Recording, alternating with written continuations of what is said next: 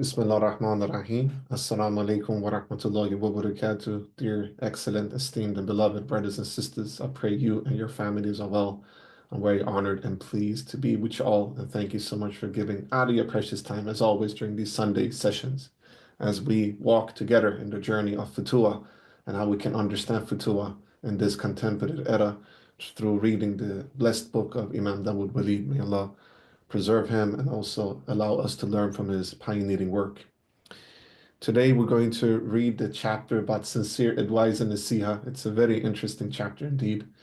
So without any further ado, I think we should start the reading. I just want to thank Allah subhanahu wa ta'ala for allowing us to be gathered and to learn from the sacred tradition of Futuwwah. I want to thank all of our scholars in the past and in the present who is trying to revive the notion of Futuwwah into this contemplative era. I also want to thank Sister Fatima and also Brother Shuaib, Sister Dania, and the rest of the team in the Futuwwah Academy of Sacred Manhood and Sacred Womenhood and the ISIP, the International Students of Islamic Psychology, for their incredible service and work. So let's start the reading, dear beloved brothers and sisters, inshallah. So let me just share the book.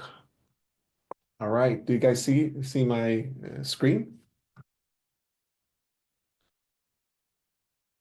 I can't read the chat right now. Let me see if I can access the chat. Just one second.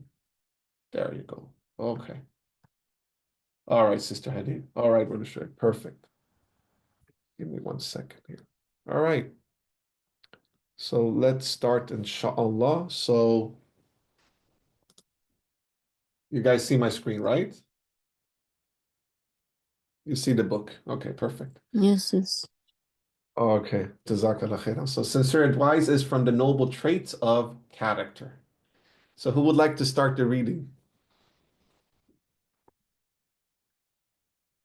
Sister Hadil, I heard your voice, so if you would like to start. Yes, yes, sure. I was going to raise my hand.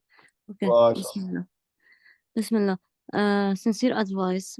The Fatah in his concern for others is at times obliged by his sense of justice to provide sincere advice, nasiha, to both friends and adversaries. Linguistically, sincere counsel means to provide guidance towards what is upright and righteous, and advice against what is corrupt and unrighteous.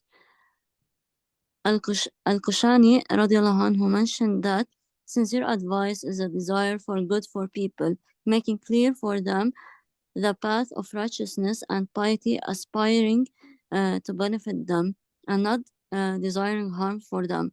He mentioned this definition relating to sincere advice pertaining to what Allah Azza wa Jal said regarding Hud alayhi salam being sent to the people of Ad, whereupon he said, I am conveying to you a message from my Lord, and I am for you a trustworthy advisor.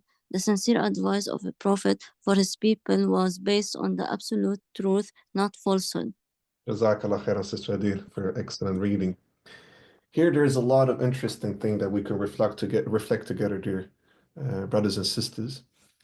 I was thinking from the aspect of the difference between sincere advice and shaming, for example, right? So it is a difference, right, between giving sincere advice and shaming. And Ibn Rajab al-Hanbali, he actually has written a whole manuscript about this, where he distinguishes between advising and shaming by focusing on the intention of it, the manner of it, and the way it impacts the person that you give the advice, right? So, what do you guys think with regards to the difference between sincere advice and shaming? What is the difference according to you guys?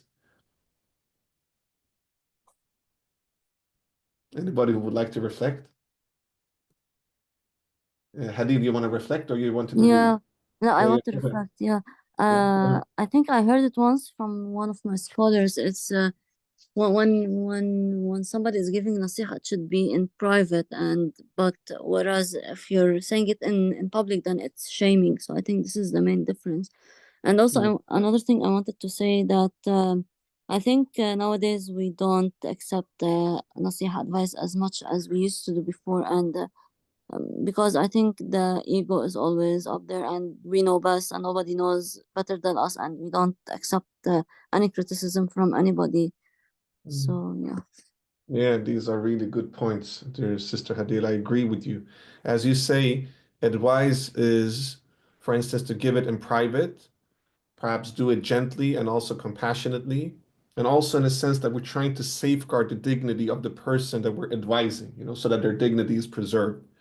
And also that we as advisors or counselors, we focus on that our nasiha should benefit the individual, not to harm them, and perhaps also highlight the good in them, but also if there is any concerns to address them, in a constructive way.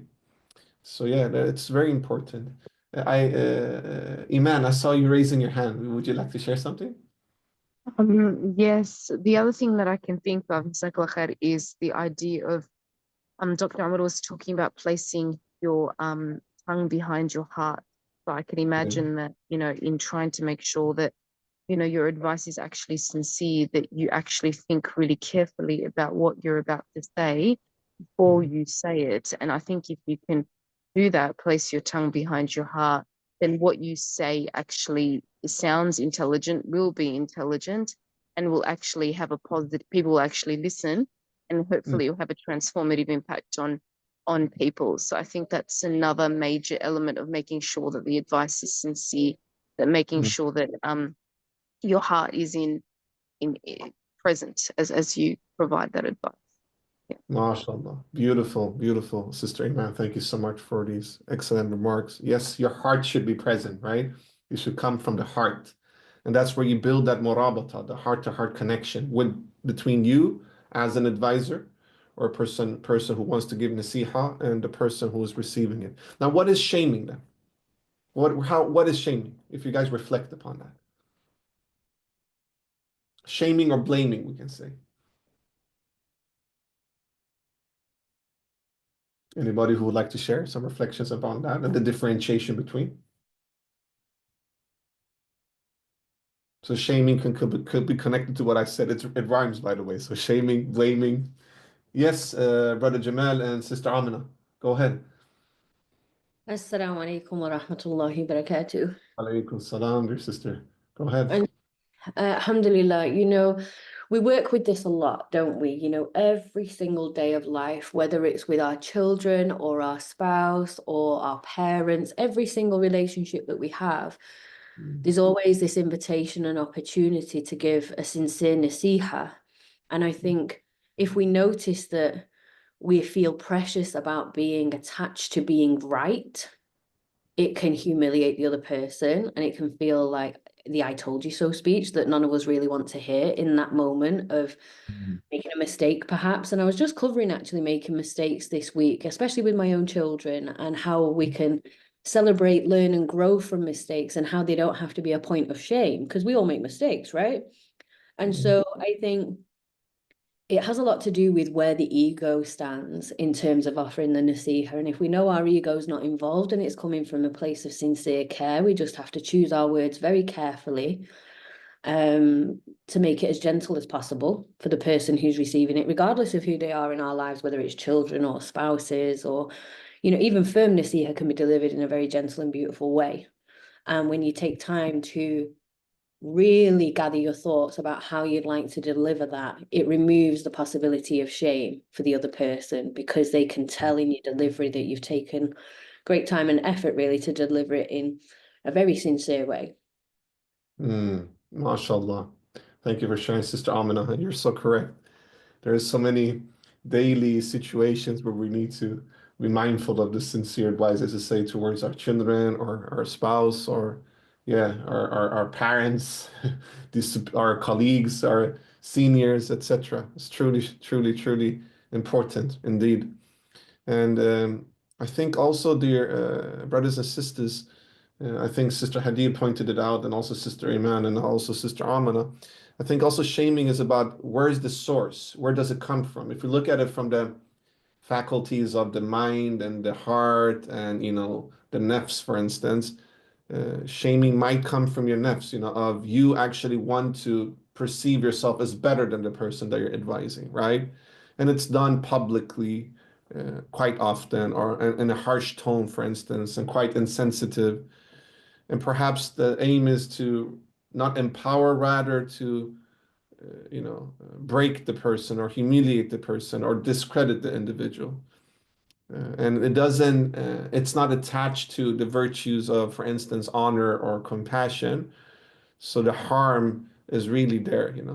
So I think it's always important for us to reflect upon the intention behind the approach when we are giving nasiha, so that our nasiha is aligned with something that is pure and that is sincere, and that the ikhlas is always attached to it.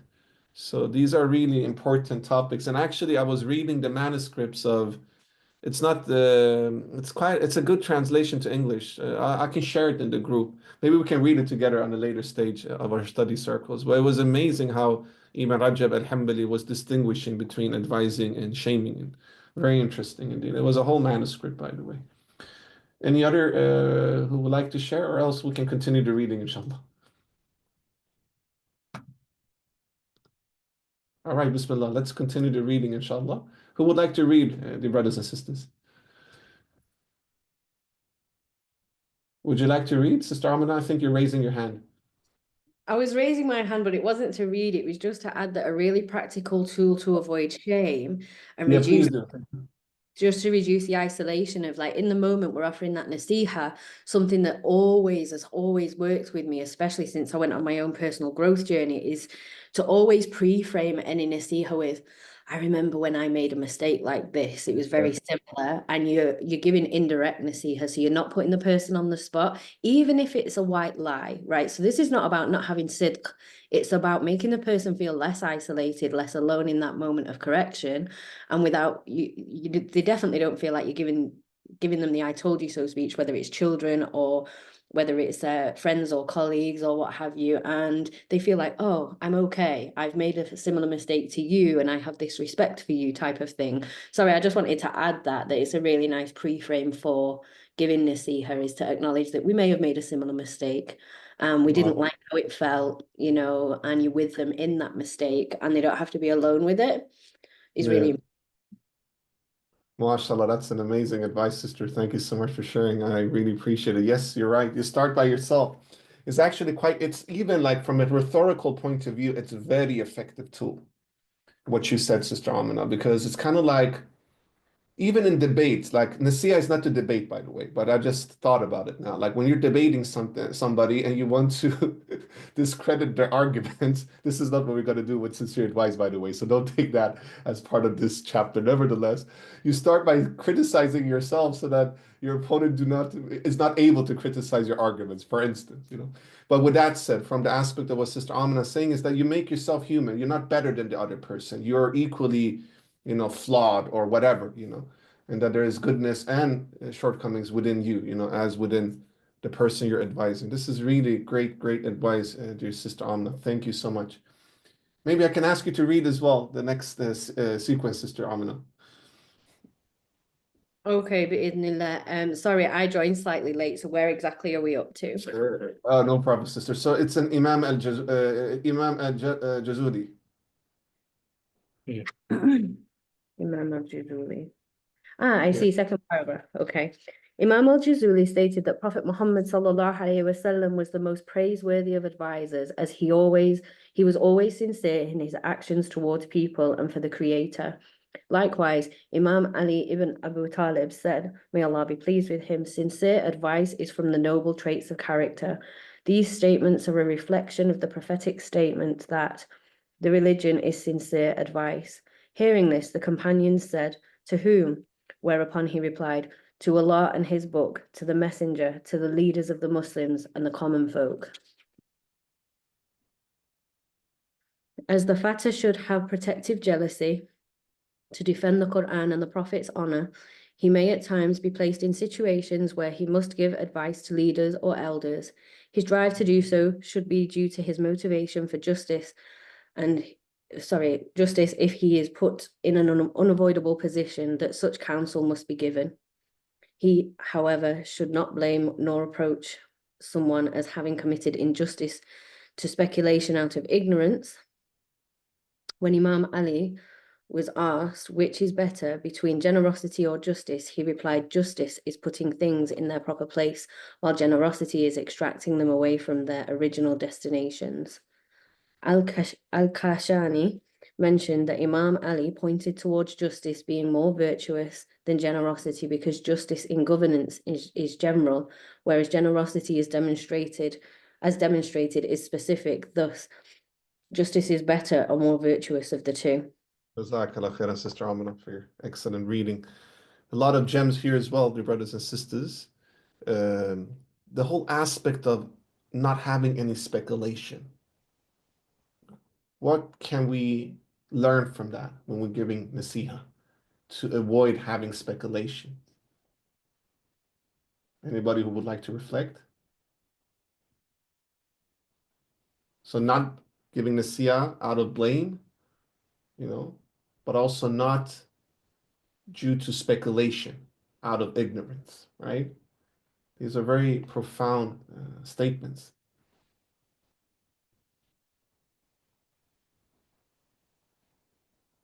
What do you guys say? Perhaps we need clear proof, or is it to not act upon guessing or questioning?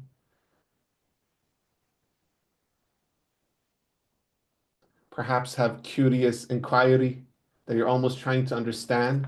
So how come this happened? Could you tell me more? And then from there, maybe the nasiha comes.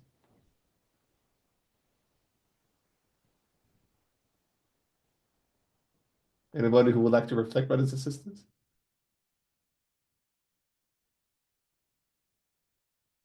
Yes, Sister Hadid, go ahead. Yeah, I think there should be like takhliya, like in tazkiyah elements. So in order to clean what's there in the heart, in order to be able to accept any thoughts from others as in nasiha. Because if you have a full cup, then how will you be able to accept what others would say to you? MashaAllah. So takhliya and tahliya as part of giving nasiha with yourself first and foremost, to remove and to adorn yourself with proper perspectives before you give any nasiha. It's great, great, great feedback, Sister Hadid. Really appreciate it. Yes, Brother Jamal and Sister Amina. I think for me, this is really important point about building rapport.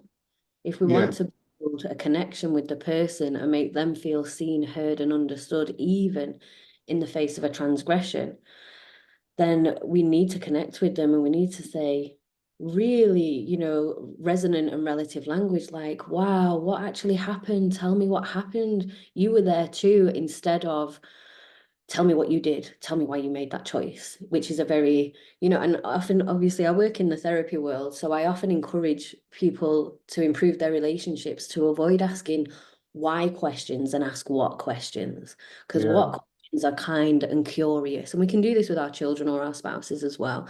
I'm sorry to keep referring to this, but obviously these are just real examples that we can all use every day to start implementing this. So I still practice myself. It's like, wow, what happened, instead of why did you do that? This is a real rapport builder, at this stage of trying to understand justice does need to be served. We do need to be responsible. We do need to be accountable, but that always comes after connection before correction, I suppose, is what I'm referring to. MashaAllah.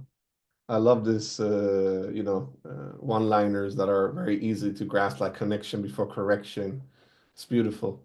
And I agree 100% that a report needs to be there. The connection needs to be there. And that's the murabata, right? So, and then speculation disappears. Because when you have connection, then you will ask the what question, as you say, rather. And that's like also curious inquiry rather than why, And then how do you ask why? It's also the tone and the pitch. We're going to go through this later, but that's spot on, Sister. Thank you for sharing from your own experience, because it's also the pitch we use when we speak, the tone, the tonality, right? So why did you do this? If you speak with your child or with a youth. So, within the Futuwwah Academy, we're going to start like Futuwwah programs locally, right? So let's say we have 10 youths, and we're going to support them in, character reformation. And then we are like, why did you do that? Rather than say, why? Could you tell me? And even then, the why could be instead, tell me more. You don't even need to say why, you know, because there are also the whole notions of loaded words. So why is a very loaded word. So we need to be mindful of that when we give sincere advice, because the whole intention of giving sincere advice, right, is also that it should be something that empowers the counterpart, right? And then we need to be very mindful of, you know, the tone, the pitch of our communication, but also, you know, whether we're using loaded words or not. Great advice, sister. Anybody else who would like to share some reflections with regards to this? Brothers and sisters, don't be shy, by the way. We always have great conversations. So that's the most fruitful part of our, you know, joint gatherings and readings, that we learn so much from each other's experiences. So Brother Jamal and Sister Amina is writing in the chat, it can feel very accusatory to say why. Exactly, exactly, I agree. Exactly. Sister Hadid is writing, Munathara is to show the truth, Ithar al-Haq. MashaAllah. Yes, indeed. Indeed. All right, brothers and sisters, then we can continue, inshallah. Who would like to read?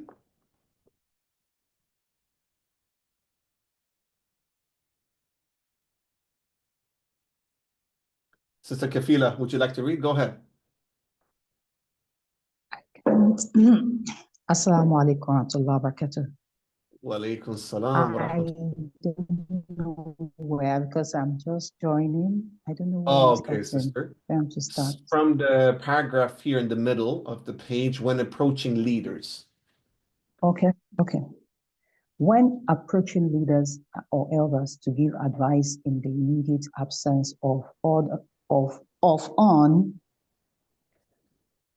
their peers capable of doing so, the Fatah should provide such counsel with kindness. And Allah, the Most High, said in Surah Al-Taha, verse 44, to Musa and his brother, when he sent them to Pharaoh, so speak to him gently in order that he remembers or fears Allah. People, including some ignorant elders, may attempt to appeal to the Fatah's bravado by telling him to act from a position of rage and to forego kindness when initially approaching one in a position of authority who is perceived to be unjust. The Fatah, however, must struggle against the inclination to stay in accordance with the honorable code of conduct. It was the comportment of the righteous in the past to address rulers upon their titles, such as Commander of the Faithful, when advising them, even though many of them were involved in perpetrating injustice. Allah subhanahu wa ta'ala said in Surah Al-Fusilat, verse 34, not equal are good and evil, so repel evil with that which is better. Then the one who is hostile towards you will be as a devoted, protecting friend. Warning against harshness. The Prophet ﷺ said,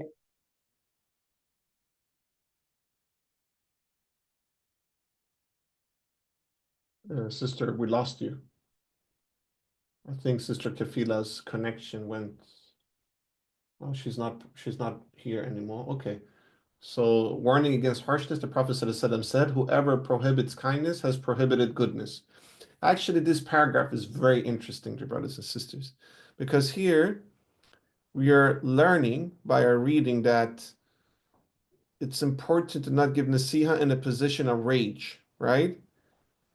And I was actually thinking about how we can relate this to secular ideologies. Actually, Imam Dawud Walid has written another book, which I really recommend you guys to read. It's not Futuwwah oriented per se, but it's an amazing book. And actually, within the ISIP, the International Students of Islamic Psychology, we had a lecture with him maybe 1.5 years ago, where he gave a lecture about sacred activism. And the book is called Sacred Activism. You can buy it online. It's an amazing book. I really recommend you guys to buy it, where he actually speaks a lot about secular ideologies, ways of approaching activism, and why secular activism is disconnected from the sacred aspect of personal change and societal change, you know. It's very interesting. And I was relating to that because a lot of the secular ideologies' way of giving advice is from a point of harshness, but also like I'm right and you're wrong, and you know, and it's also very black and white, which certain things could be. I mean, even in Islam, I mean, certain things is black and white according to Sharia for sure, but it's about it's situated in a very nafsani way, and it could also be related to, for instance, cancel culture. Like, okay, the person made a mistake, so let's cancel him or her, right? And I think subconsciously and indirectly, this has also affect perhaps the Muslim psyche as well. The way we give nasiha might be influenced by, you know, maybe secular ideologies indirectly, because we all live in a very, you know, secularized society, unfortunately. So how can we relate this to not utilizing rage as the fuel of nasiha? Because sometimes even in some secular ideologies, it's almost like a virtue to be outrageous when you give your nasiha, you know, like, you know, put people on check, for instance, you know. So these were some of the reflections that I wanted us to discuss. Yes, Sister Iman, go ahead. You're raising your hand.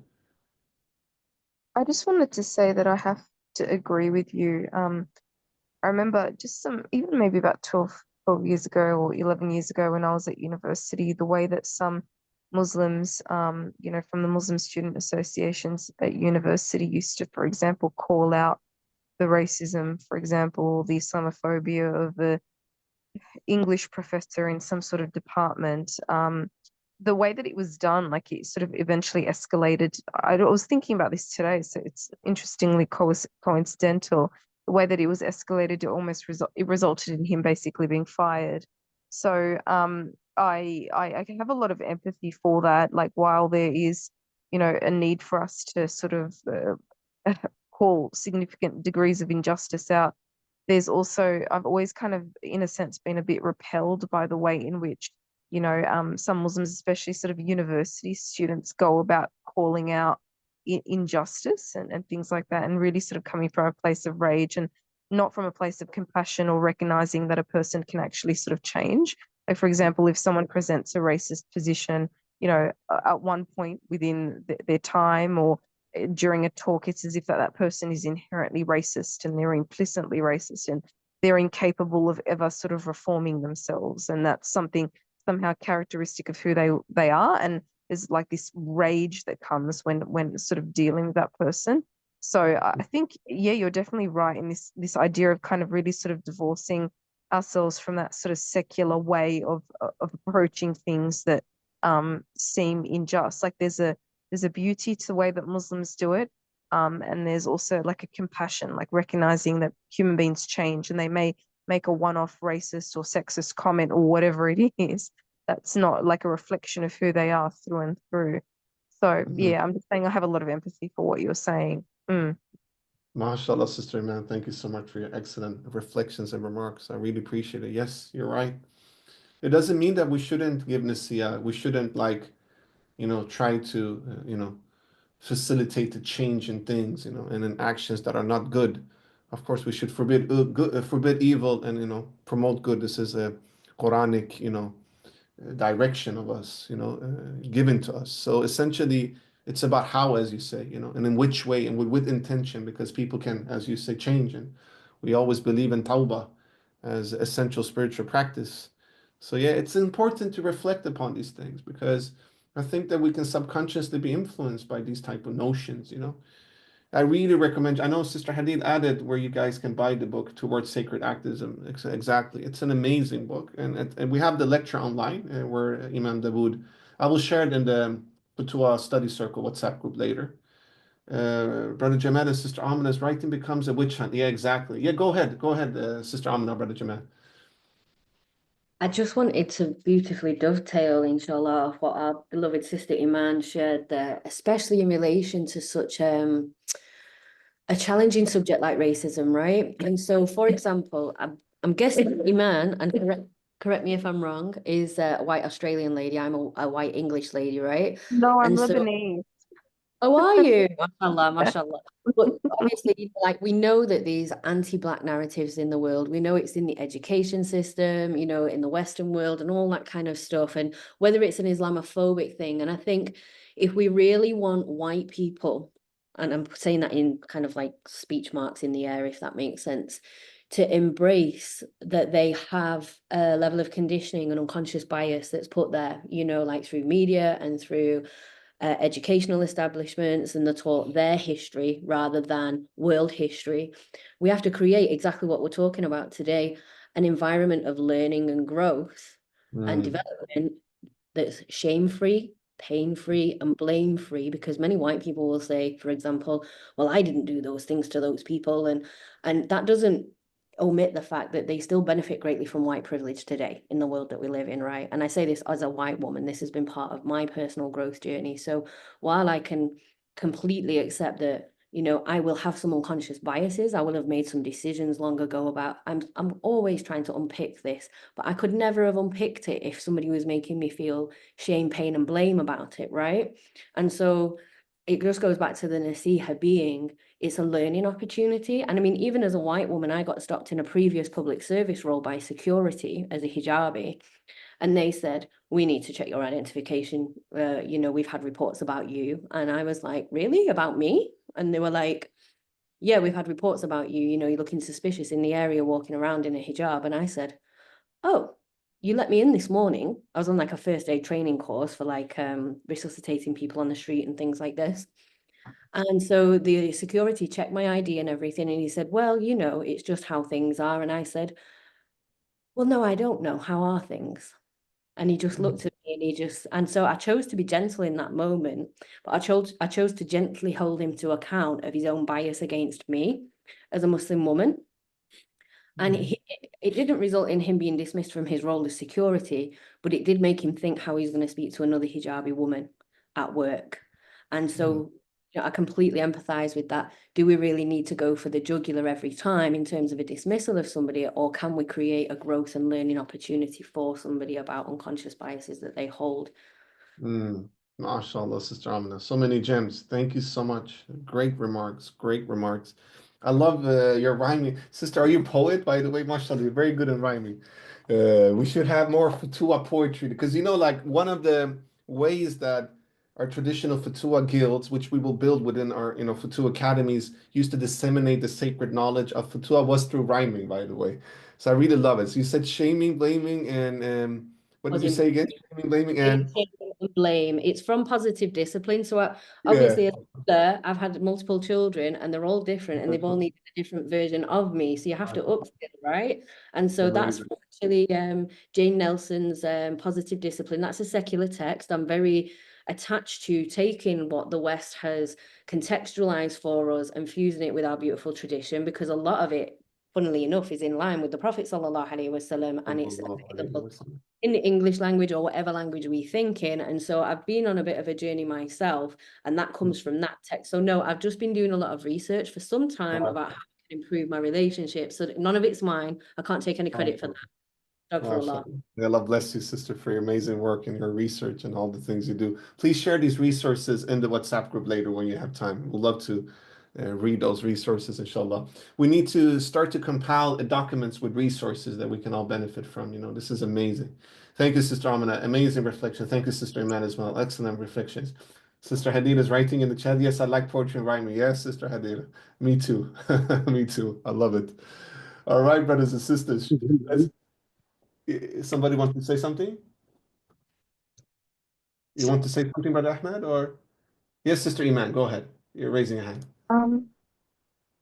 Something just as Sister Amina was talking, I just remember reading a chapter from Sheikh Abdul Hakim Murad's book called Traveling Home. And one of the things that he was sort of talking about, and I'm sorry, it's still connected to the initial point that you made, Brother Jamaluddin, about this idea of not coming from a position of rage.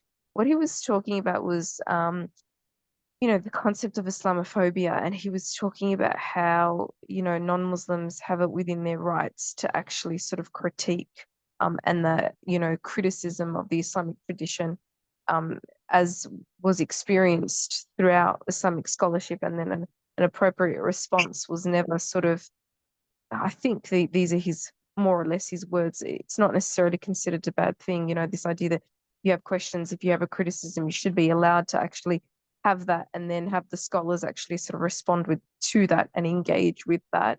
So I guess, yeah, I think like from that place, I'm sort of thinking that, you know, it almost feels like instinctual sometimes as Muslims to get like this spark of irritation whenever, you know, there's a criticism made about the Islamic tradition that's really unfair and really sort of unjust. And I think, you know, like I empathize with the irritation and the anger, but then I'm also sort of just trying to check it with what the scholars actually sort of say about how to respond to that kind of criticism appropriately. And I'm wondering whether that's kind of sort of connected to, you know, the fatah's, you know, appropriate response, especially when it comes to that sort of righteous jealousy about his faith that I think that the author of this book sort of talks about later on in this book. You know, this appropriate sort of jealousy about your faith and Yeah. wanting to rise to the occasion. So yeah, anyway. MashaAllah, Sister Iman. Thank you for your excellent remarks, as usual. Yeah. And by the way, that book is amazing. That book that you mentioned too, Sheikh Abdullah Murad's book, Traveling Home. I really recommend you guys to read that book. So many great resources, by the way. Yeah, you're right. And this protective jealousy is all. I think when we read this book, what we can learn is that it's a holistic approach when we walk in the path of Futuwwah, and that, like for instance, as you referred to, Sister Iman, that we need to integrate protective jealousy when giving nasiha as well. You know, so it's not like all these virtues or approaches are separate. Rather, it's all part of a holistic approach and holistic embodiment as well. Alhamdulillah Rabbil Alameen. Jazakallah khairan everyone for your excellent reflections. Let's continue the reading, inshallah. We'll start from Imam Ali also said. Who would like to read?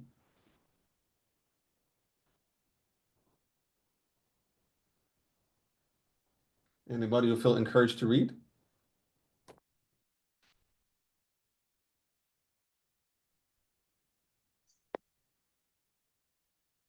Nobody? All right, Sister Iman, go ahead. Imam Ali also said, the kindness of a person and his generosity may make him beloved to his adversaries. The fatah is also supposed to give sincere advice to his friends and peers.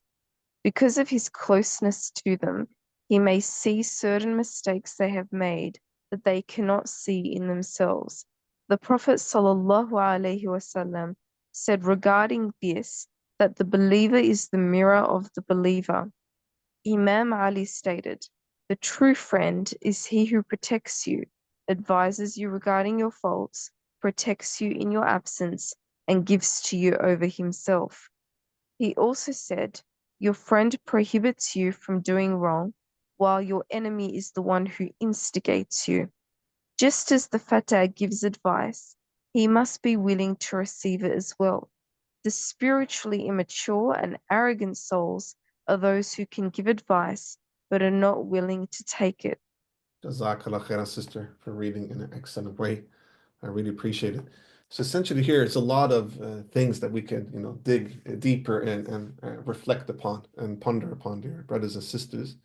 I was thinking about the whole aspect of when Sayyidina Ali radiallahu anhu says the kindness of a person and his generosity may make him beloved to his adversaries. It's a very interesting statement with a lot of wisdom and hikmah in it. And then I was thinking, when is this approach feasible? And when does it become too much? And when I say too much, maybe in the sense of perhaps compromising yourself so that you become beloved by your adversaries by any means necessary.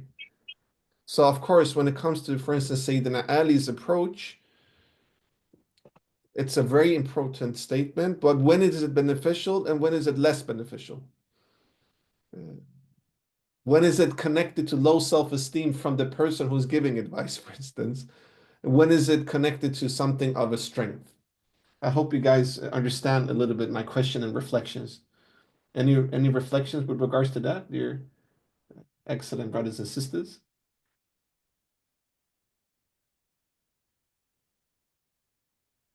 I guess also why I was thinking about it is because sometimes we might want to just become beloved by our adversaries just for the sake of not being scrutinized or not feeling left alone or not to feel isolated, even though sincere advice from the aspect of actually giving it quite straightforward with a heart will be crucial, you know. Uh, to be beloved by adversaries will be great, by the way, that's nothing wrong if they want to change and they appreciate your nasiha and your nasiha is guided by sincerity. So that was a reflection that I made while I was reading that quote. Anybody who would like to share any reflections there?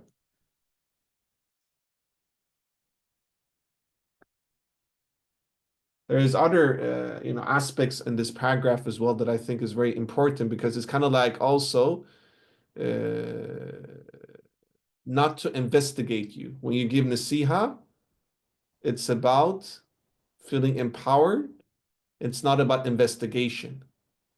So what is the difference between sincere advice and investigation, for instance? And also, Imam Dawud says here, right, that the one who gives advice needs to be willing to receive advice as well. And if you're not willing to do that, then you're spiritually immature, right? If you're not willing to take it as well. Any reflections, brothers and sisters?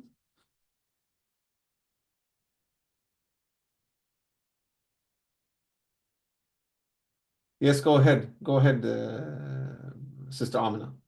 I'm sorry, I feel like I'm speaking an awful lot today, but No, please, you're saying honestly excellent things. Go ahead, sister, please. It's great. deeply care about this work, and it's so intertwined with so much of the research I've done over recent years. And I think the soul and what Allah wants from us is people around us who can guide us gently to self-correction, right? And so if we can find ourselves in a place, if we can provide nasiha in a way where a person feels empowered, like you just said, mashallah, to self-correct rather than such and so and so told me I must do this or I must change that, but rather they feel, wow, I never thought of it like that.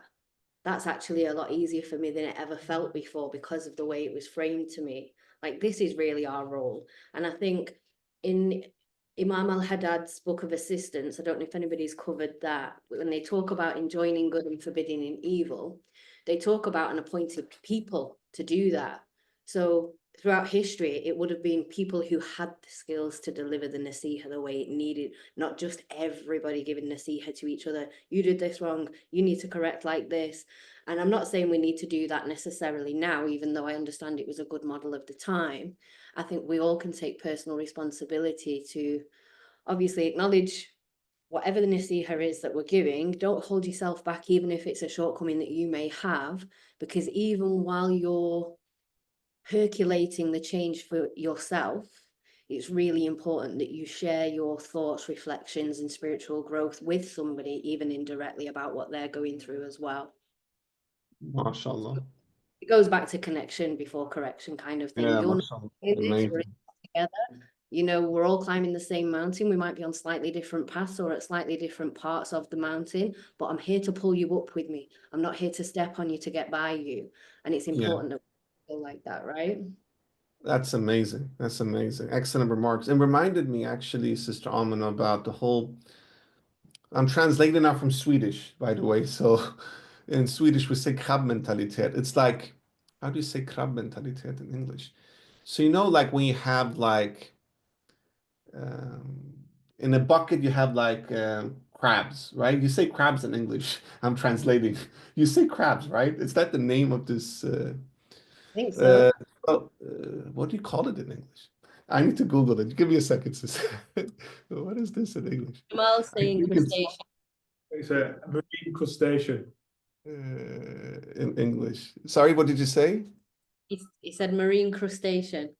Yeah, exactly. Marine crustacean. What did you here it says scrimmage. Is it scrimmage? You say Shrimp, scrimmage? shrimp. No. Is it? No, it's not No? shrimp. It's actually crabs. It says crabs. It's called Oh, crabs when you look at it.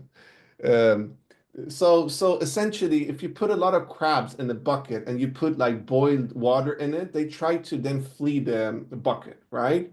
And then they, instead of helping each other, they pull each other down. Yeah. They pull each other down. And this is actually a psychology of the oppressed as well, because sometimes people that are oppressed, when one person achieves something, people have internalized inferiority complex to a level where the others will say, "Who are you to think that you're better than us? Just put yourself in place. Don't think you're better than others."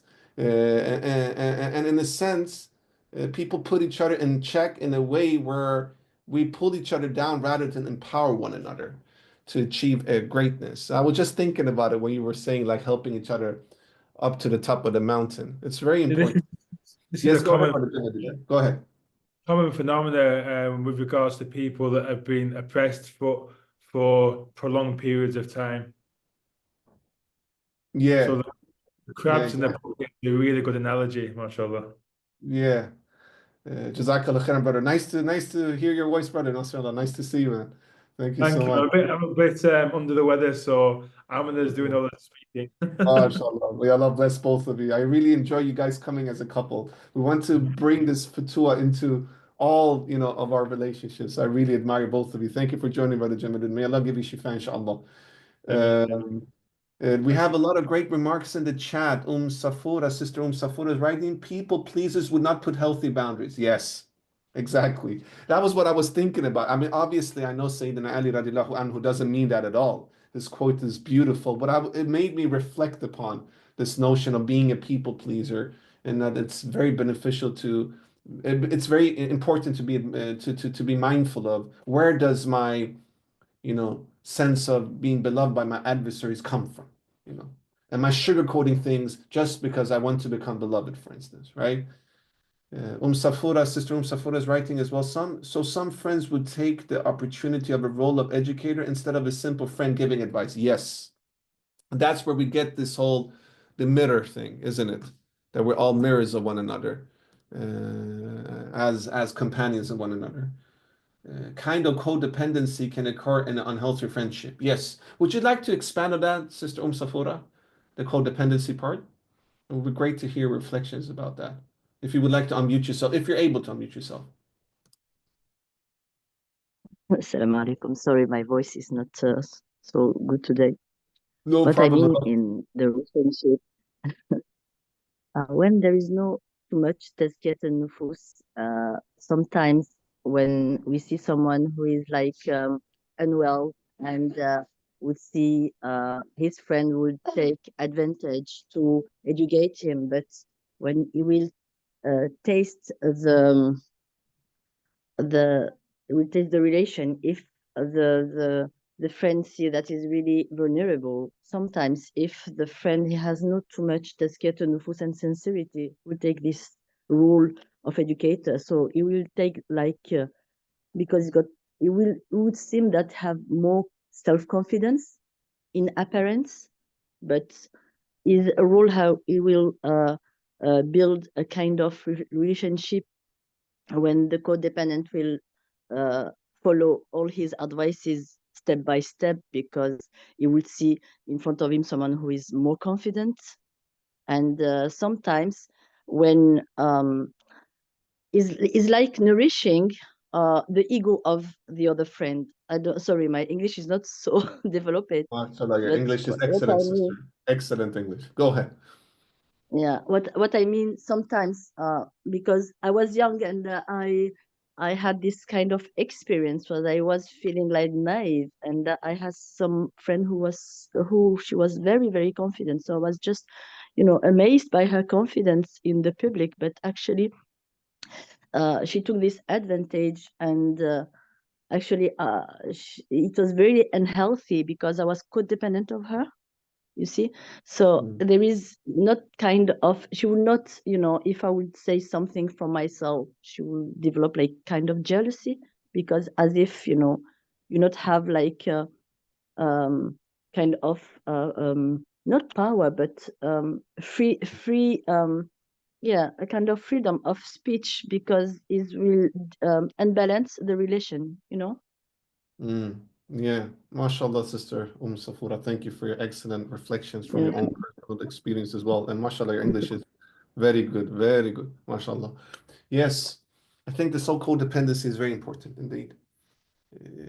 And also how we view dependency from an Islamic point of view. I've been thinking about that because it's such a popularized terms nowadays in popular psychology as well. So it's important to reflect. But I agree, and it's almost like, as you said, you need to have the tazkiyat within yourself, purifying your intentions and your nafs in order to allow that nasiyat to be sincere indeed. The sincerity comes from the tazkiyat indeed. I think that's where the What I want to add is when someone is working on himself, actually, when you see that Allah gave us a level, high level, all yes. human beings, they've got high level on the side of Allah. And if someone has a childhood where he hasn't his place, so he will grow like he has no place in the society. So this is vulnerability for him. And like you said, when you do tazkiyat al-nufus, is just about not correcting our ego, but as well to put our place in Allah that Allah gave us the level, you know. So if you are -0, so it's to level up and to put our boundaries when in our life we couldn't put them because we are afraid to be rejected. So yeah, just Yeah, exactly. Afraid of being rejected. Where does it come from? Purifying the nufuz. It's very important indeed, sister. Thank you for sharing these excellent thoughts and reflections. And I definitely think we should continue this discussion. Let's continue in the Futuwwah Academy Study Circle group, inshallah. But it's very important because it's kind of like, as you say, also, if I'm the person who is receiving the advice and I'm just following it blindly, then it will be unhealthy taqleed in a sense, right? We're just following it blindly without understanding. Where does the nasiya come from? What is the source of the nasiya? Sometimes even as the person who receives nasiya, we need to ask questions like, okay, thank you for giving me this remarks. I appreciate, but I want to understand more as a way to really understand why I will benefit from embodying this nasiya. So we shouldn't just blindly follow, indeed. That's why it's such a holistic approach when we speak about different, virtues of the fatah and, different aspects of futuwwah, that we need to always interrelate and then also do that tazkiyah so we know where does it come from. Even as a person who is receiving, the nasiya, we do not want to, reject it, obviously. We need to receive it and be open to it, but at the same time, not just follow it without understanding it, because embodiment comes from true understanding of knowledge, which with embodiment procedures becomes wisdom, embodied wisdom. Khair, Jazakallah khairan, everyone. Excellent remarks. Let's continue the reading, inshallah. So we're in the middle of the page, in the paragraph that starts with Allah Azza wa Jal said in Surah Al-Balad. Who would like to read?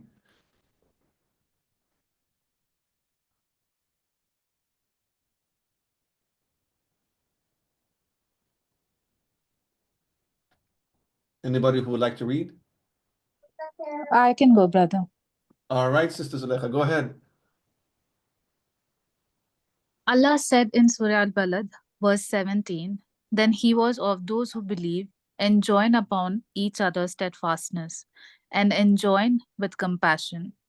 Reflecting on this, the Fatah should be compassionate in his counsel with his friends and peers, as this is from the spiritual disposition of the Prophet sallallahu alaihi wasallam. As Allah subhanahu wa ta'ala said of him in Surah At-Tawbah, verse 128, that he is with the believers very kind, very merciful. The Prophet ﷺ stated, in general, Allah will not be merciful to whoever is not compassionate with people.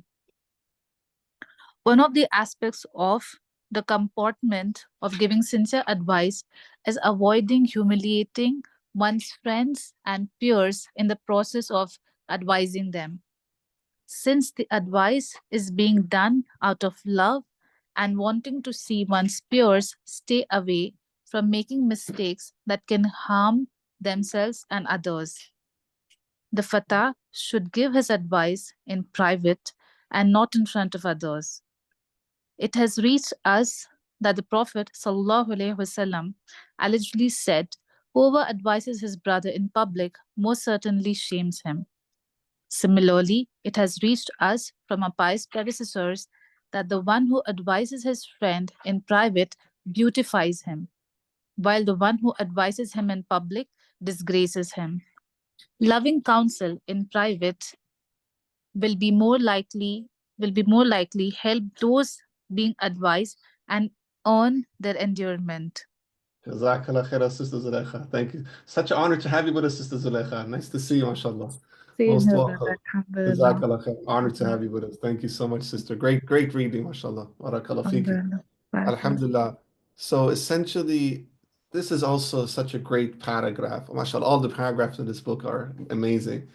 I was reflecting here upon actually the qualities of nasiha and counsel from the aspect of, when Allah subhanahu wa ta'ala speaks about the Prophet sallallahu alaihi wasallam's character, as him being very kind, very merciful, right? And that also the Prophet ﷺ says Allah will not be merciful to whoever is if they're not like compassionate with people, right? So what is this compassionate ways of giving nasiha? We already spoke a little bit about it, and I'm reflecting now, and I would love us to reflect based upon, as you guys know, part of the study circle is that we're building a Futuwwah curriculum, right? That we will implement in our local Futuwwah academies.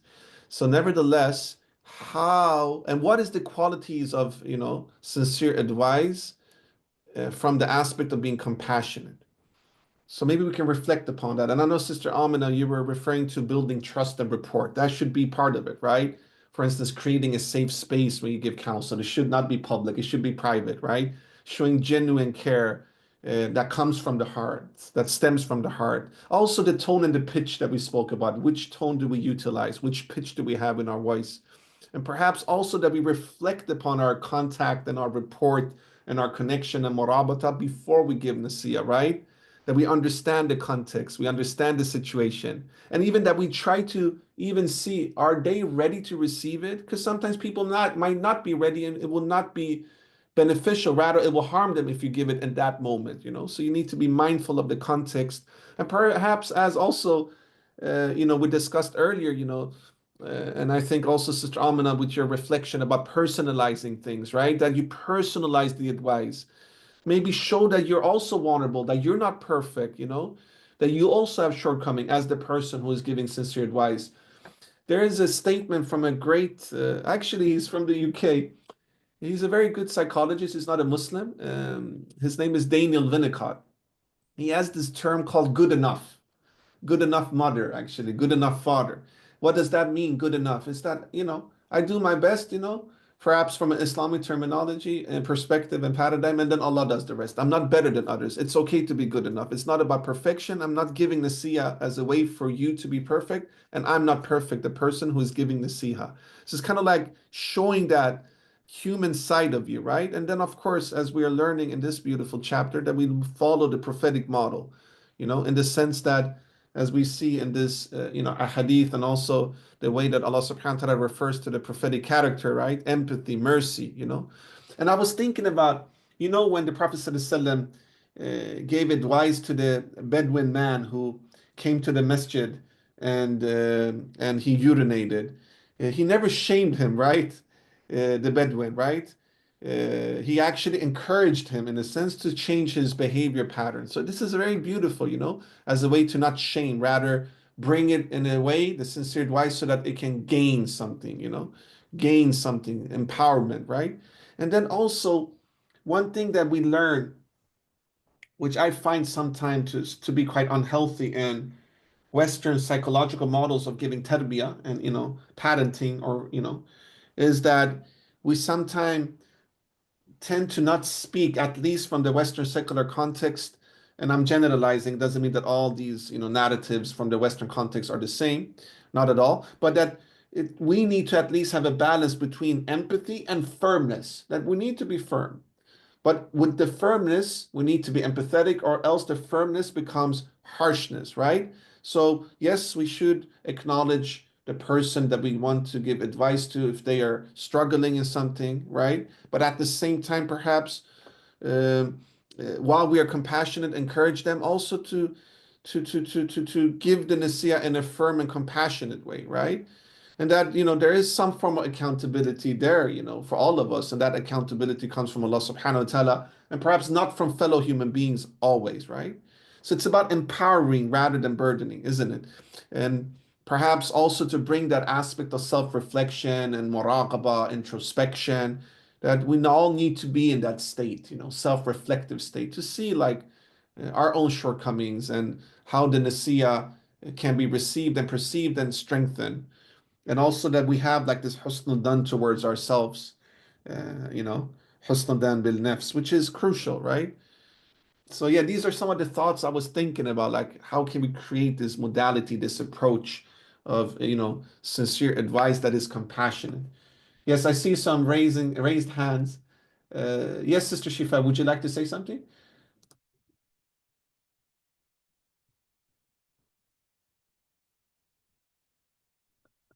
Sister Shifa, we don't hear you. Maybe could you unmute yourself? Maybe there's something wrong with your microphone, sister. Maybe you can write in the chat, Sister Shifa. In the meanwhile, yes, go ahead, Sister Amina. Astaghfirullah. I feel like I'm taking too much time up for everybody, but at the same time, it's really important to share what I'm thinking and reflecting in the bid that it may be helpful in the moment from today forward, right? Because it's all about living in action what we actually learn in information, that's true knowledge. And so people ask me regularly, like, how do you foster compassion when people behave so badly, and I always say a really easy way for you to foster compassion with anybody, regardless of what you've decided about them, is to know that whatever they're presenting in front of you is a really small percentage of their lived existence in front of Allah. And Allah knows what we don't know. And there is hope in all of us for self-correction and rectification of whatever it is that we need to change.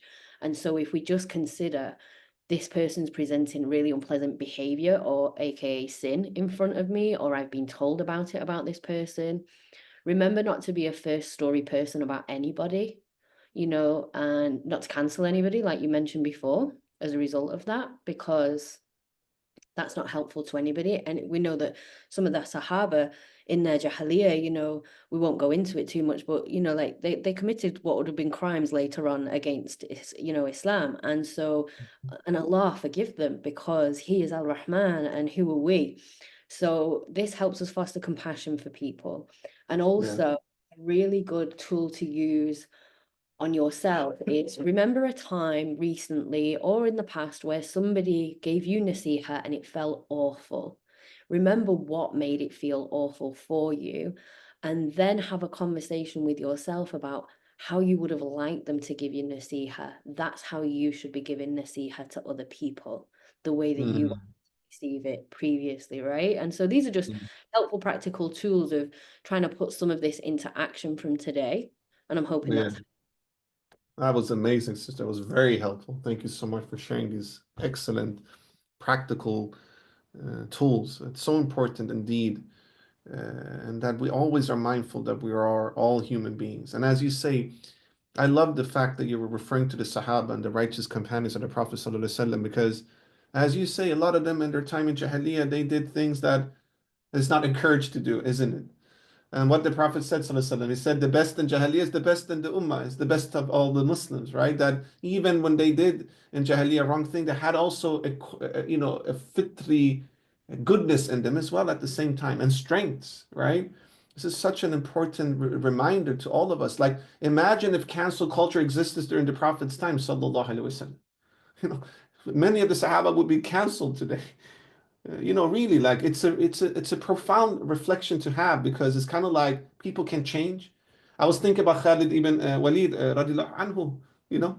He became the sword of God, the sword of Allah. you know, and he was in the beginning of the prophetic mission. He was an adversary to the Prophet ﷺ. And that's why the prophetic way is the sincere advice with ikhlas, right? Because it comes from the aspect that you want to connect people, you want them to become better, and of course in his case, when the Prophet ﷺ, gave advice to non-believers, then for him was the whole aspect to save them from the hellfire, to bring them into the, into the ummah, to bring them into becoming believers. Well, So this it's is such so an much. important point, because there was a Sahaba, and I won't mention the name of who it was, and they continued to drink alcohol, and the Sahabi were like, get out of masjid, get out of the masjid, get out, get out, get out. And he was continuing to pray even in an intoxicated state after prohibition. And the Prophet sallallahu alaihi wasallam, and Allah forgive me if there is an error in this, it's definitely my own in this paraphrasing, said, leave him. He loves Allah and his Messenger sallallahu alaihi wasallam, and he's showing up for salah. Never uninvite somebody from salah because of something we're doing.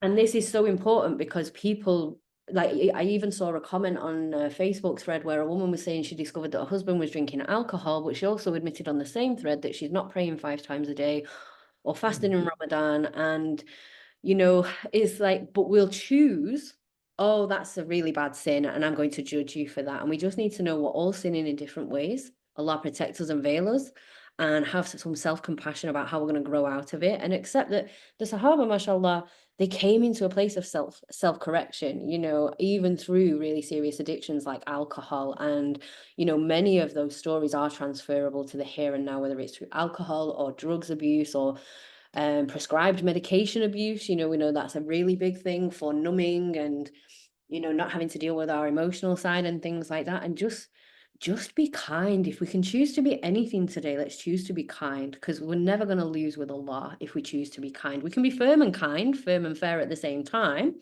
right? And it's just about being able to understand how to negotiate that dynamic, whoever we're dealing with, whoever is right in front of us, and knowing that the Sahaba, mashallah, may Allah be immensely pleased with all of them, Ameen, ameen. great lessons in all of their lived experiences for all of us to take from even today. MashaAllah, sister. Thank you so much for those reflections and remarks. I really appreciate it. Yes, indeed. It's very important indeed. And it humbles us. It humbles us. It makes us humble that, we're not the better than the Sahaba. So who are we, to judge or cancel others? And we can always give sincere advice, but where does it come from? From which place does it come from? Is it from the aspect of being a mirror, or is it to be a judge? Right? And it's nothing wrong to be a judge. I mean, we have qadis. I mean, we have that and it's important, but are we going to be like a judge? And who are we to judge? So these are all very important tools that we need to reflect upon indeed. Jazakallah khairan, Sister Amina, once more for your excellent remarks. Yes, Sister Shifa, go ahead. This particular paragraph reminds me of the quote that Ibn al-Qayyim rahimahullah said. He said that whoever mocks his brother for a sin that he has repented from will not die except that he commits the sin himself. So this is with regard to mocking, right? I think this has become widespread with the advent of social media, where, let's say, somebody is coming forth and discussing about how their journey towards Islam has been, and then there's a list of comments that come around mocking the brother or the sister as to what they're doing, right? I think this is an extension of, like Sister Safura just mentioned, that empathy is the first stance, right? So I think mocking is something that needs to be stopped, or like it needs to be discouraged. And a second point that I wanted to make was with regard to rewarding our youngsters there who are coming towards Islam with their steps. This is something psychological as well, right, in nature, where you reward the steps. Don't wait for the final result, but reward every step that they're taking towards Islam. Let's say, for example, if you have a young girl who is maybe even talking about modesty, so we reward that thought of modesty itself, and then step by step reward the young girl. So yeah, I think this is something that we need to include when it comes to psychologically helping our youngsters move towards better Islamic understanding. MashaAllah, Sister Shifa. I agree. Thank you so much for your excellent feedback and reflections. I really appreciate it. Yes, indeed. Yes, indeed. Yes, indeed. MashaAllah. Jazakallah khairan, Sister. I'm reading in the chat, Sister Amber. MashaAllah. Assalamu alaikum, Sister Amber. Nice to have you with us. MashaAllah. Thank you for joining us. She says, the ease of sharing opinions, advising on social media has become a huge problem in today's culture. Indeed, this whole instant communication without reflections, without maybe always being mindful of where does the Nasiya come from, could be quite challenging indeed. Thank you for sharing, Sister Amber. Sister Unsafura is writing, empathy should be first stance. Yes, it should be in the first stance. That's true. Sister Kafila, yes, sister, your network has not been working. No problem, sister. We're very honored that you're with us, Sister Kafila. May Allah make it easy, inshallah. Jazakallah khairan. Sister Safura is writing again. Everyone should feel free to accept the nasiyah or not. It's just an invitation to one self-reflection from a friend to a friend. Yes. In the end, it's between you and Allah. You have done your work as the person who given nasiyah, then it's up to the person to receive it or not. It's not up to you to force them. Indeed. I think that's a great reminder. Jazakallah khairan, Sister Safura. Yes, Sister Iman, go ahead. The other way that I could the other way in which I can think of cultivating compassion is to think about and reflect upon the four virtues. So specifically the virtue of wisdom. So I think, and the reason why I sort of talk about the virtue of wisdom, and this was taught to me by a specific scholar, is because of the nature of what wisdom, especially the root form letters of wisdom, hikmah, ha, kaf, and mim, what they actually sort of relate to, sort of quite specifically. So this is something that was sort of taught to me, and I had it sort of written down. So I just kind of wanted to share it, if that's okay. Yes, of course. So that hikmah, so it comes from those three root letters, and which is also the root word for the term to judge.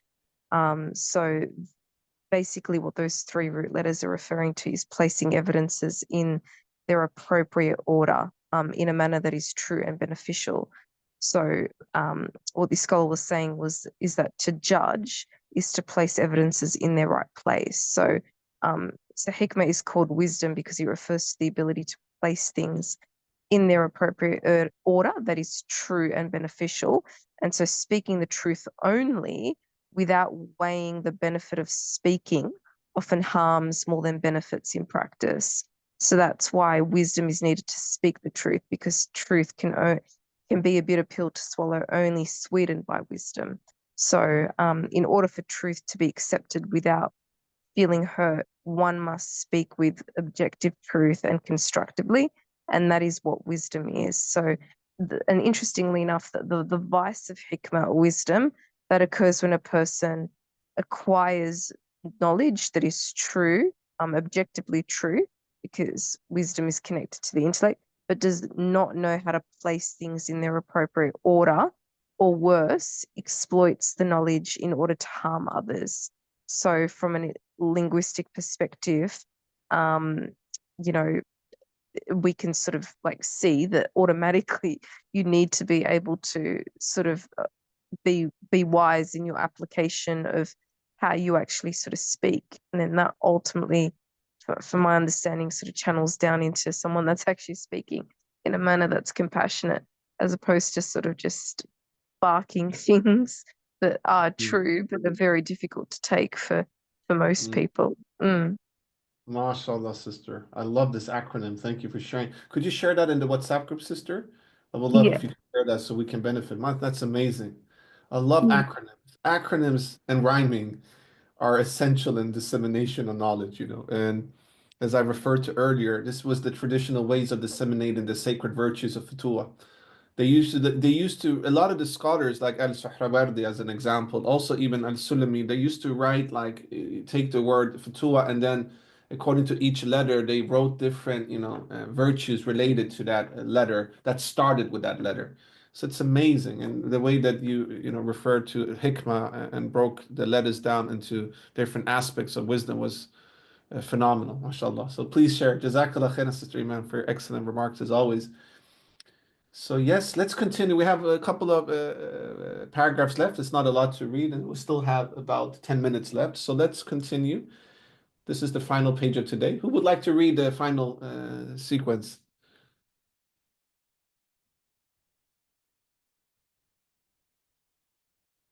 Anybody who would like to read?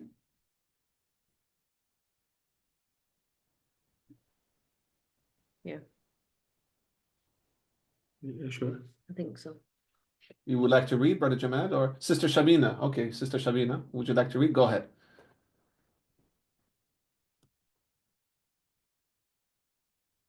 Go ahead, Sister Shabina. Could you unmute yourself, sister, or Sorry. maybe? Yeah, go ahead, sister. Go ahead. Yeah. The Fatah should know that his sincere advice may be met with dismissal or even hostility. He should remind himself before giving advice that Allah subhanahu wa ta'ala is the final determiner of outcomes, and that the acceptance of his advice is not ultimately in his control. Also, what may appear to be the immediate dismissal of advice could perhaps be accepted later. If the one who has been given advice become hostile, Allah subhanahu wa ta'ala instructed us in Surah Araf verse 199 to take to uh, pardoning, enjoin good and disengage with the ignorant.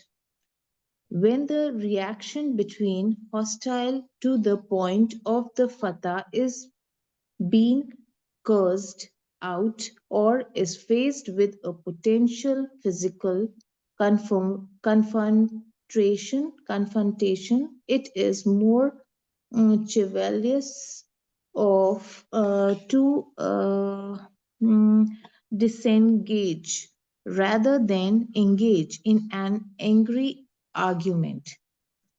This is from the wisdom of the saying that one should and argue with a loud fool, for surely people may err in discussing between the two.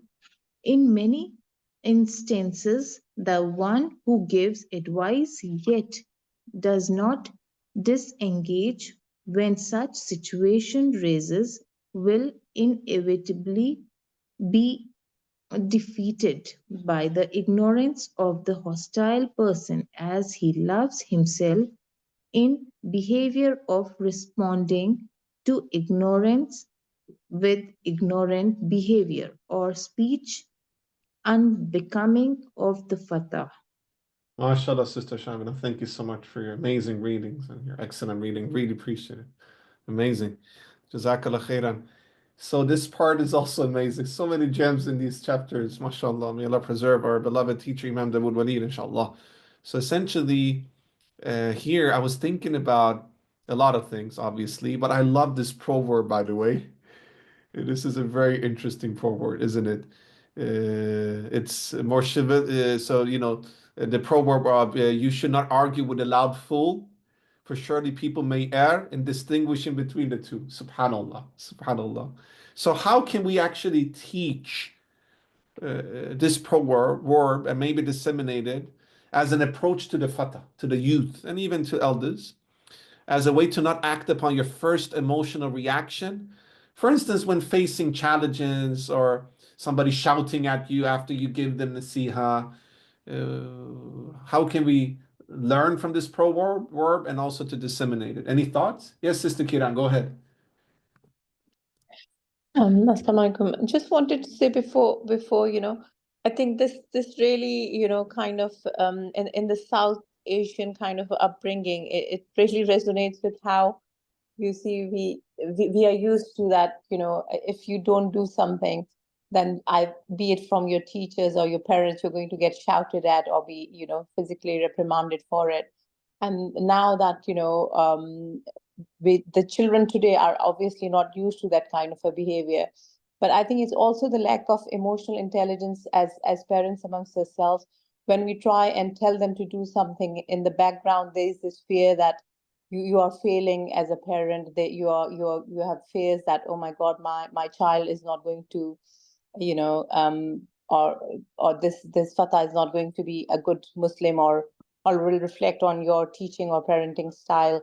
And actually, instead of stepping back and saying, oh, actually, no, compassion is better because we can, as as you would as a teacher, for example, you can only guide them or advise them, and then it's up to them to nurture that skills or take it forward into, be it a choice of career or behavior. But when it comes to children, our own children, we don't do that. We want to see results there and then, and we often would lose sight of actually, while we are trying to do a good job, we are losing that relationship between, a healthy relationship. The compassion is lacking, the trust is lacking. And now in today's day and age, we find a lot of Muslim homes where the children will speak to anybody, but not their parents, because there's this fear of being reprimanded or not being understood. So I think equally as parents, it's important to understand that, we can only do so much. And then at the end of the day, may Allah guide all the children, but, we don't know what, tomorrow holds for them or what kind of a Muslim they're going to be. Yeah, sister, mashallah. Appreciate your excellent feedback and also from your own personal experience as a parent and also in parenting, indeed. So important. As you say, we do our best and then Allah does the rest, And it's important to give tarbiyah. Obviously, the relationship between the parent and the child is different than just companions towards companions. We don't have the same role there, but we need to have sincere advice intertwined with the notion of tarbiyah and the process of tarbiyah, and that we give the tarbiyah in a way where we indeed allow the person to grow through their own personal experience. And then sometimes we grow by mistakes. Now, obviously, we don't want to do mistakes intentionally, but it is inevitable that we all will make mistakes. May Allah guide us towards not making mistakes. I mean, Jazakallah khairan, Sister Kiran. Appreciate your excellent remarks.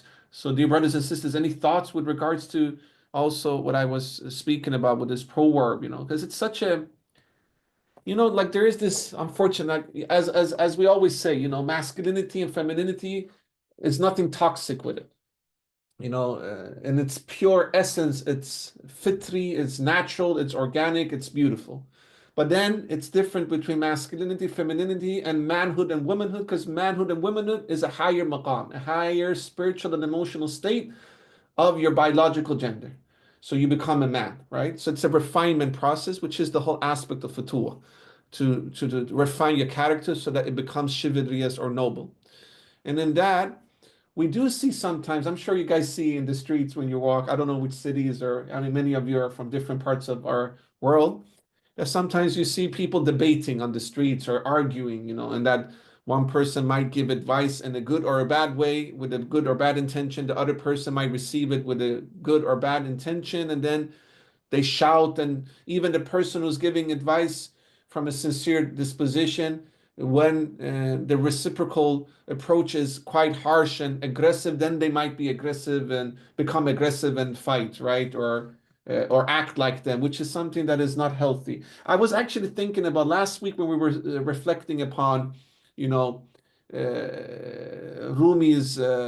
reference to Sayyidina Ali radiallahu anhu when he was fighting the warrior and the warrior spat in his face, right?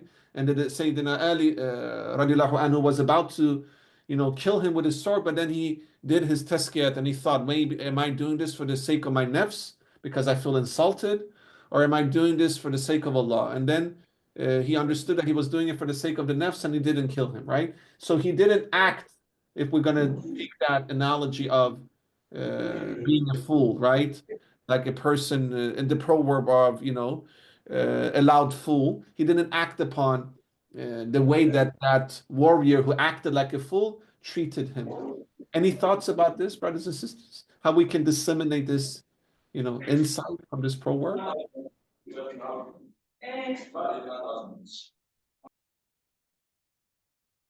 Yes, go ahead, Brother Jamal and Sister Amina. I think this is where we have the choice. Do we want to be reactors or responders? Right? Yeah. Yes. Ultimately, when I said earlier about connect before we correct, that includes with us. How am I Yes. feeling right now? am I even in a position to respond, react, or, like, what is this going to stand for me or against me on Yawm al-Qiyamah is a question we need to be asking ourselves. Maybe I need to decompress. Maybe I need to acknowledge a transition from being at work, for example, and then going into being father or mother or what have you, and allowing ourselves the space for grace. I'm talking about in a family setting, but of course, I really love this concept because the second that somebody starts arguing back with you is usually a really big green flag to withdraw, not because we don't believe we're right or principled in what we want to share or what we have already, but that they're just not in a place to receive right now for whatever reason, and we need to respect and honor that as well. And Allah knows the truth, so we never lose again.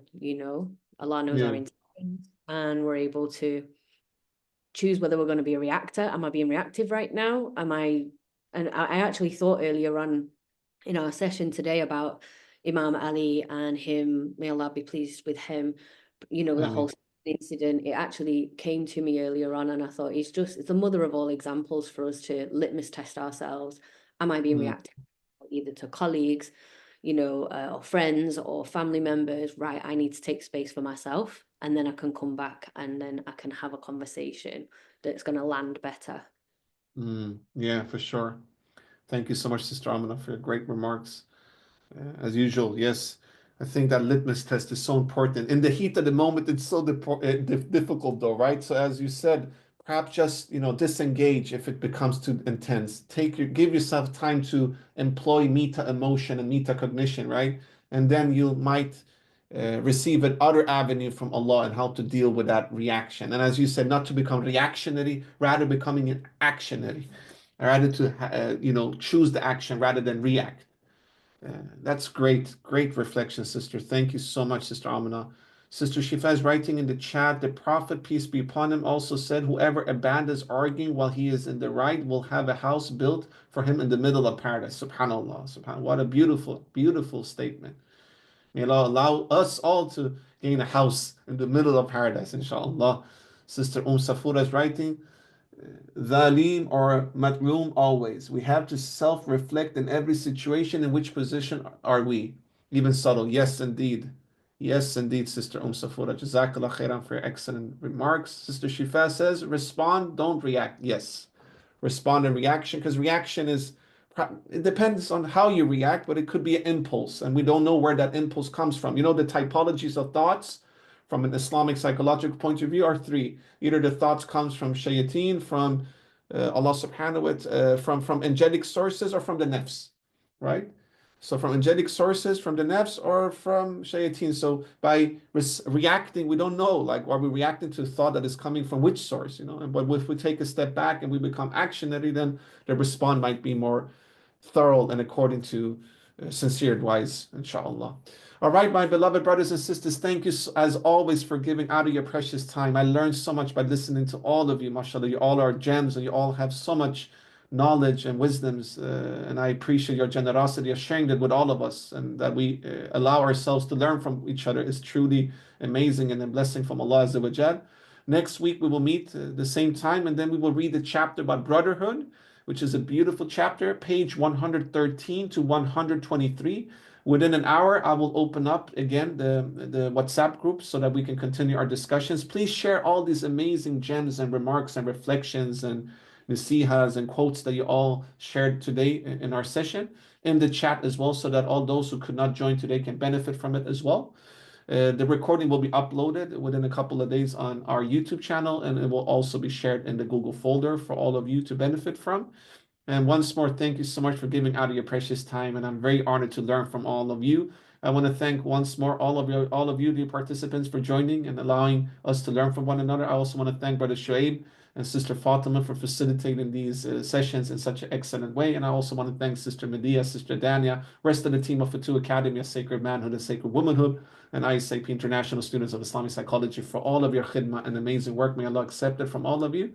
So Jazakallah khairan, Brother Shoaib, Brother Ahmed, Sister Amber, Sister Arinola, Dr. Safiya, Sister Iman, dear Iman Ayman, Brother Jamal, and Sister Amina, Sister Kafila, Sister Kiran, Brother Lucas, Sister Mahlaqa, Sister Ruqaya, Sister Shabina, Sister Shifa, Sister Safura, Sister Zulaykha, and all others who joined today. It was such an honor to be with you all, Sister Hadid as well. Jazakallah khairan to all of you. We'll see each other next week, and we'll continue the reading journey and the embodiment journey of Futuwwah. I wish you all a great continuation of your day, and please extend my greetings to your family and loved ones. Please forgive me for any shortcomings from my side.